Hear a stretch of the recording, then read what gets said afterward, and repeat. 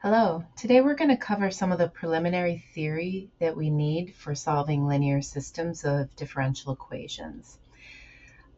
We've been working with solving one differential equation at a time, but now we want to solve these systems. We have multiple differential equations. And we want to know what the simultaneous solution is for each of the equations.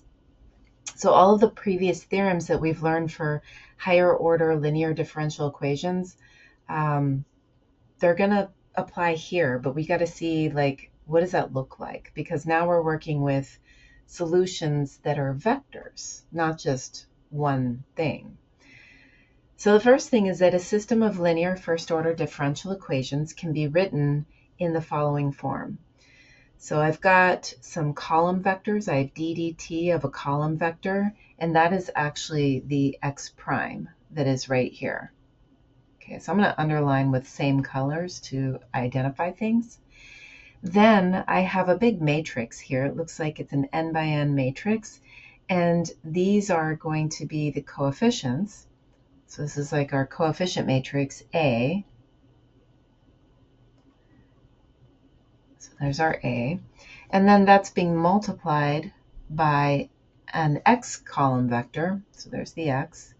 And then we have plus, and we've got this f1 of t, f2 of t through f sub n of t. And this is kind of like a non-homogeneous term or vector term. And that corresponds to this f. So in our case, we're going to be working with homogeneous systems, so we're not going to have an f. But in this particular section, we're just talking about the theory. So there may be questions that still ask about situations when we're dealing with a non-homogeneous term. Just keep in mind that when we go to solve systems, that f will be gone. We'll just be working with x prime is equal to ax. Okay, but we've got to be able to go back and forth between this, the matrix notation and then the, simple x prime is equal to ax. Like, what does that mean, right? So first we want to talk about the superposition principle and how that is applied here. So what's going to happen is that we're going to solve the system and we're going to get, let's say, we have a 2x2 system or something like that. Two equations, two unknowns. We're going to end up with two solutions. And each of those solutions is going to have a vector or is going to be represented by a vector.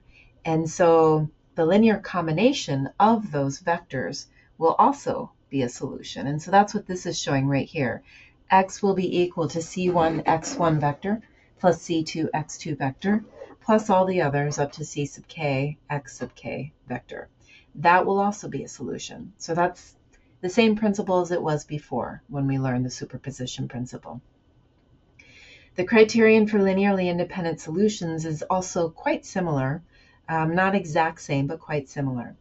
So in this case, if we have k vectors and they're all solution vectors for a homogeneous system, then the set of vectors is linearly independent on some interval if and only if the Wronskian of the vectors is non-zero. So before, what we did is we would have a handful of solutions and we would look at the Wronskian of the solutions in a determinant to see if that determinant was equal to 0 or not equal to 0. And so now we're not looking at functions, we're looking at vector functions. So we're not going to be looking at, like before, let's just write this out, before it was, say if it was the Wronskian of f1 and f2, then we would look at the determinant where the first row was f1 and f2 and the second row was f1 prime and f2 prime. That's not how we're doing this now. Okay, so this was in chapter 4. So we'll do an example to see how this Wronskian is different, but basically you're just going to be placing the vectors into the determinant as column vectors and then calculating the determinant. There's no need for derivatives. But we do need that the Wronskian is non-zero for every t in the interval.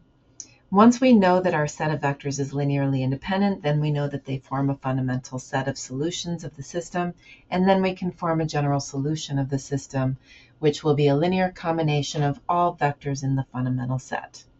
That's no different than it was before when we were in chapter 4. So let's see. For homogeneous equations, the general solution is the linear combination of the linearly independent vector solutions, which is what was stated in the superposition principle as well.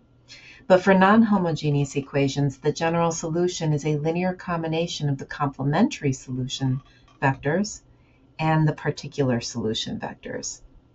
So this is only for the non-homogeneous case. We will not deal with systems like these.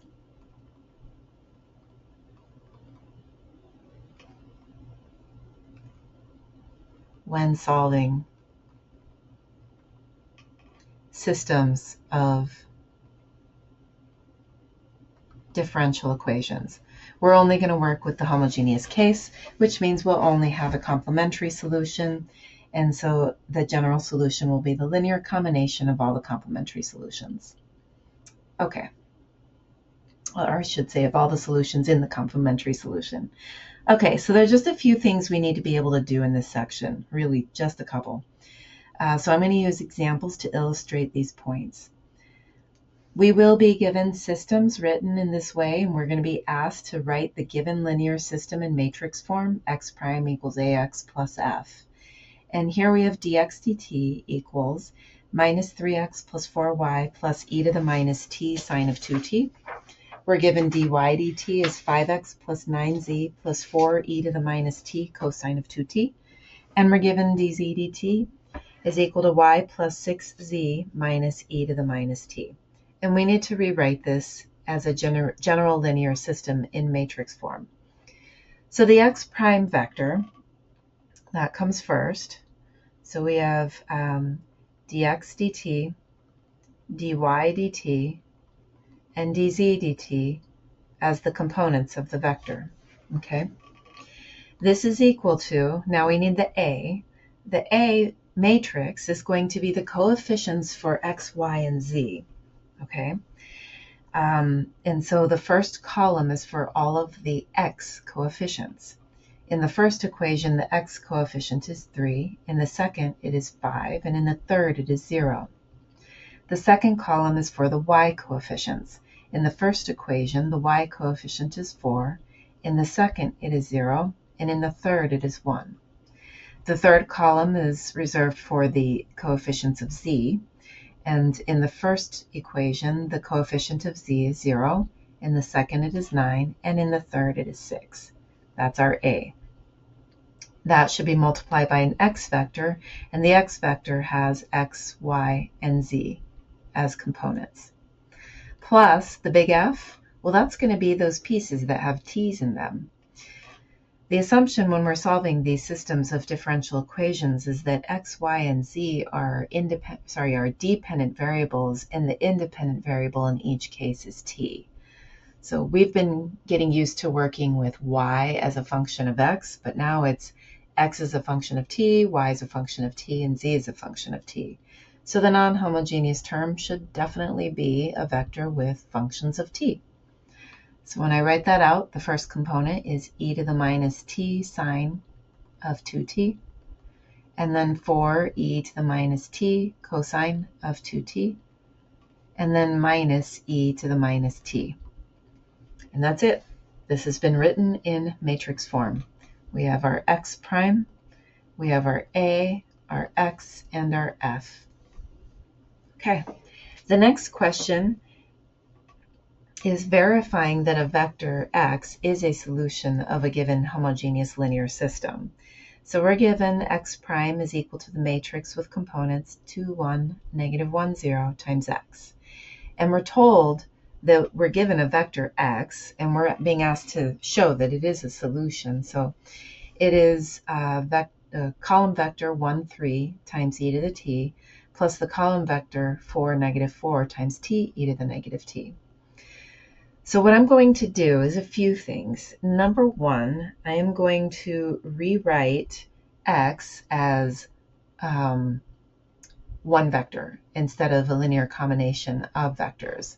So x is, when I distribute the e to the t and the t to the t in and I combine things, the first component is e to the t plus 4t e to the t.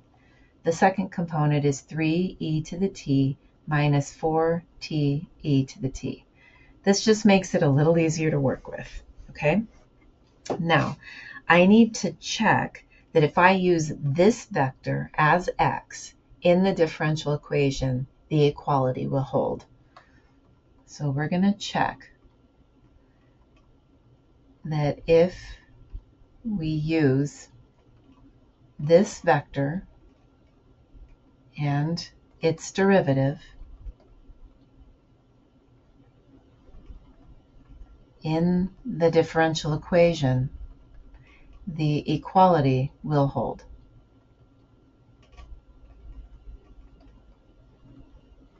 So for the left-hand side, I need to calculate what x prime is. And on the right-hand side, I need to take x and multiply it by that matrix. I'm going to, given the space that I have right here, I'm going to start with the right-hand side and see what that gives me.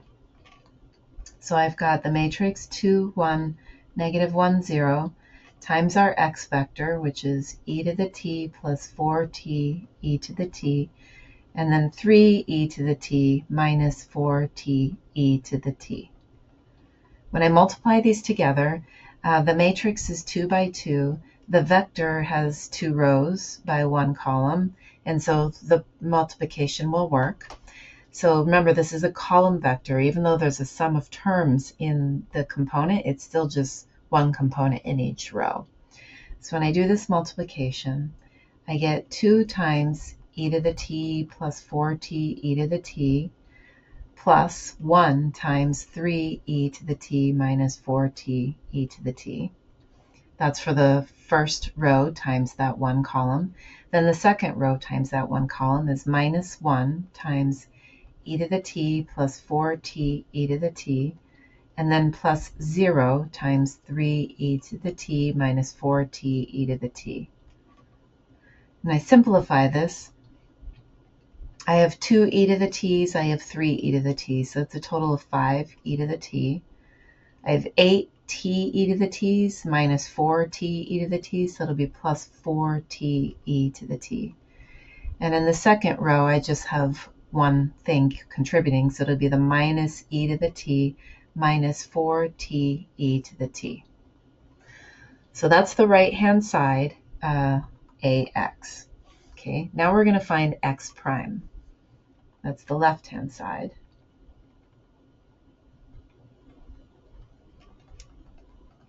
So we're going to take ddt of the vector x that we have.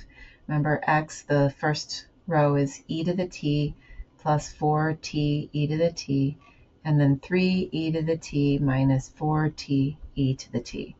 So we need to take ddt of that and see what we get. So the derivative of the first row, that'll give me e to the t plus, and then the 4t e to the t, there's a product rule, so I get 4e to the t plus 4t e to the t.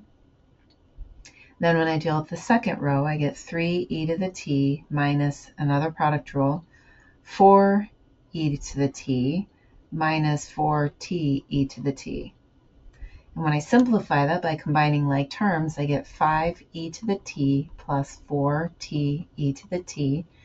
And then in the second row, I get minus e to the t minus 4t e to the t. And this is the same thing as I got above. The right-hand side is equal to the left-hand side.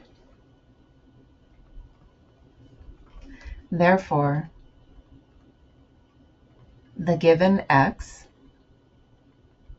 must be a solution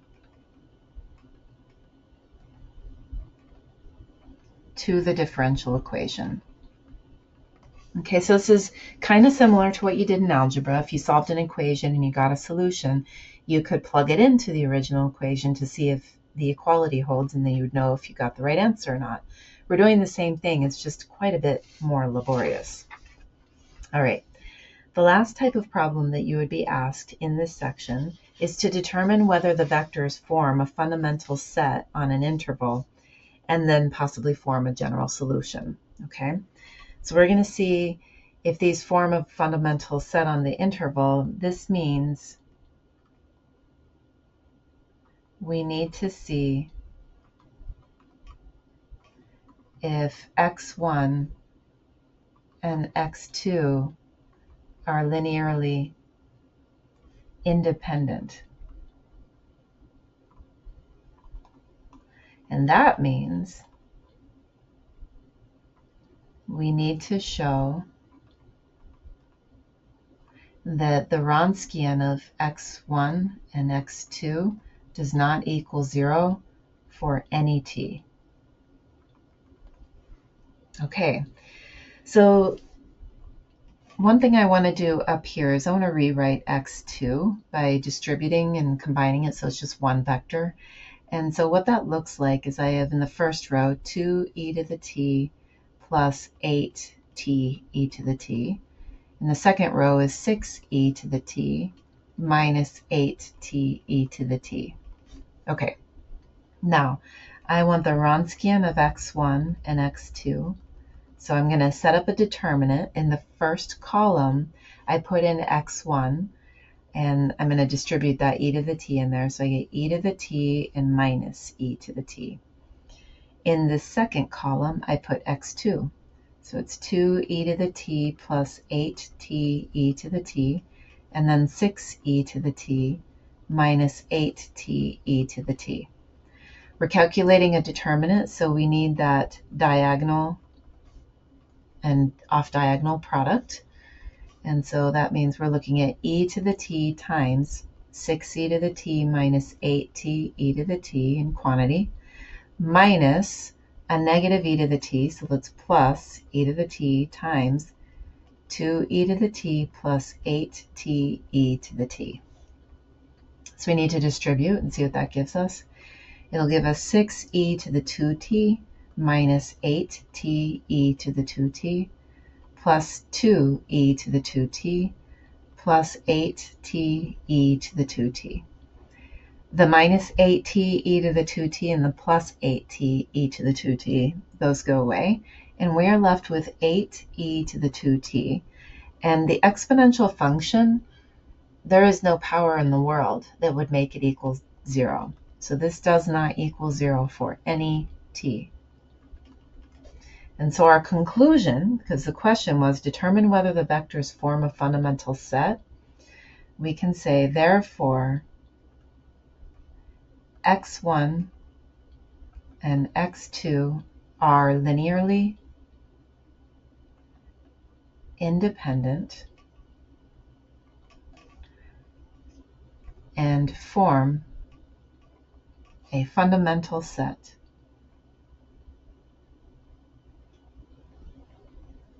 of solutions on the interval from minus infinity to infinity. And that's it. So those are the three main types of problems that you're going to see in the homework. If you have any questions at all while you're doing this, please do not hesitate to reach out.